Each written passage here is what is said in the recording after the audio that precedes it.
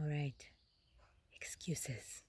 This is the theme. This is something I am avidly exploring right now in my life and noticing. Firstly, it started with my journey of noticing how many excuses people around me have that get in the way of just going for it, of just stepping full force in living this life in the best way possible.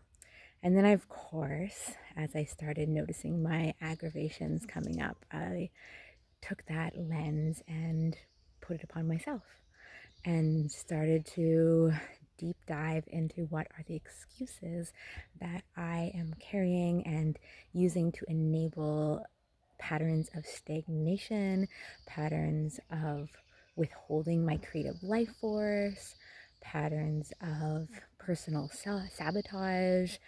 There's a whole bunch that come with excuses that we make, and usually they're very, very viable excuses. But what I realize in myself, and I think for hopefully my hypothesis, is that we all know, if we actually take a moment to listen deeply, if we are truly making an excuse for whatever reason for ourselves, and only you can know that.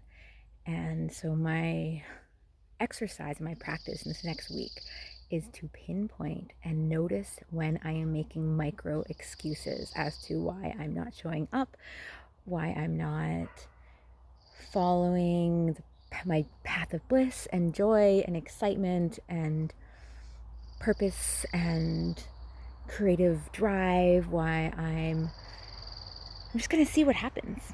And I'm going to notice, especially those really viable excuses, the ones that are like, well, I'm a mother of a little baby and I have no time. And yeah, noticing them all. So I invite you to explore what are the excuses that you may be using to enable patterns in your life that are actually really sabotaging.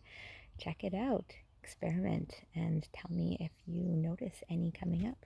Feel free to drop some excuses in the comments below. I'm curious.